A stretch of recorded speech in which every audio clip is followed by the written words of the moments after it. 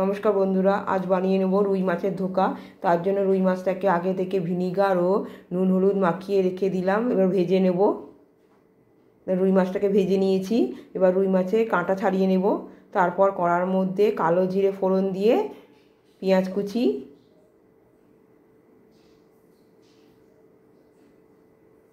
কুচি দিয়ে দিলাম। তারপর একটু নাড়াচাড়া করে নিয়ে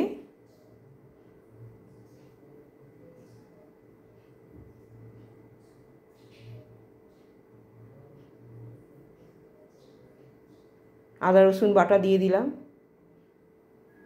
একটু ভাজা ভাজা হয়ে যাবে।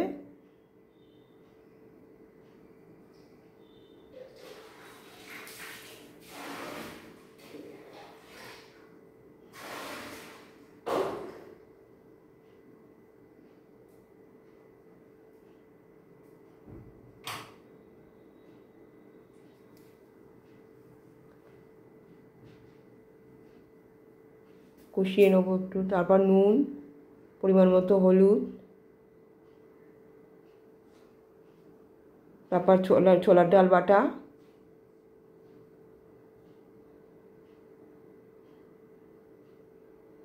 তারপর কাঁটা ছাড়ানো মাছ, রুই মাছ সমস্ত কিছু দিয়ে দিলাম। এবার ভালো করে মিশিয়ে নেব।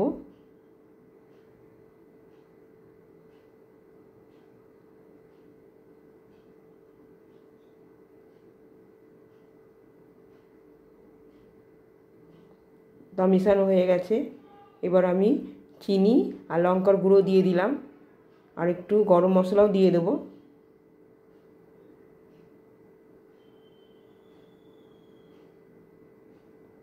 গরম মশলাও দিয়ে দিলাম।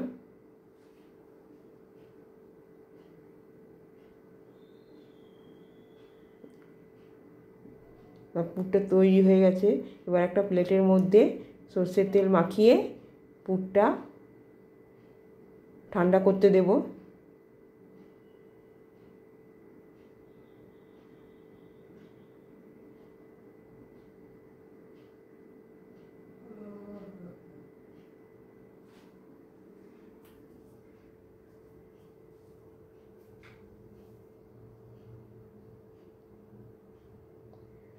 ঠান্ডা হয়ে গেলে কেটে নেব ধোকাগুলো।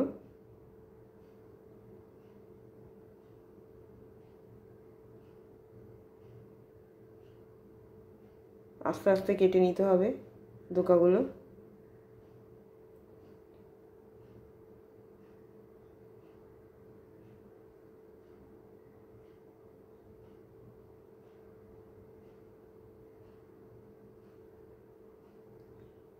ধোকাগুলো কাটা হয়ে গেলে আমি ধোকাগুলো ভেজে নেব।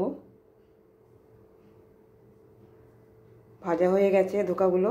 এবার ধোকা গ্রেভি তৈরি করে নেব। তার মধ্যে গরম মশলা আর তেজপাতা আর শুকনো লঙ্কা ফোড়ন দিয়ে পেঁয়াজ দিয়ে দিলাম। কড়াটা পুড়ে গেছে ধোকাগুলো ভাজতে গিয়ে। এবার আদা রসুন বাটা দিয়ে দেবো, নুন, হলুদ, সমস্ত কিছু একসঙ্গে মিশিয়ে নেব।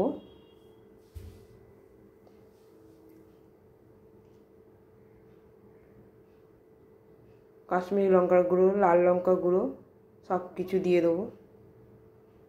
টক দই দেব। তারপর কষিয়ে নিতে হবে মশলাটা।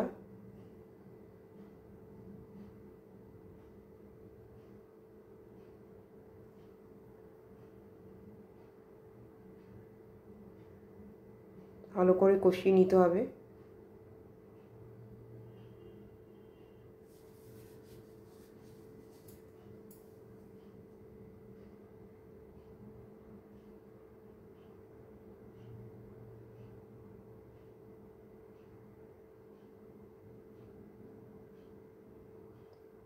গরম মশলার গুঁড়ো দিলাম। অল্প একটু জল দেবো। মশলা ধোয়ার জলটা আছে সেটা আমি দিয়ে দেবো।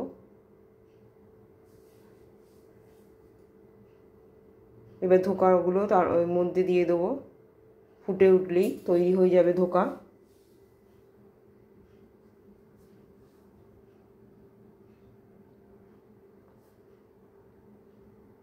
এটা খেতে কিন্তু খুব দুর্দান্ত হয়, আপনারা একবার বানিয়ে দেখবেন। এইটা দিলে আর কিচ্ছু লাগে না, কোনো তরকারি, এটা দিয়েই ভাত খাওয়া হয়ে যায়।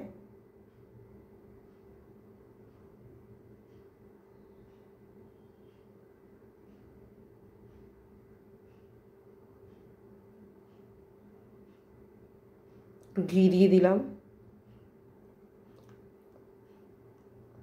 তৈরি হয়ে গেছে রুই মাছের ধোকা। দেখো তৈরি হয়ে গেছে রুই মাছের ধোকা।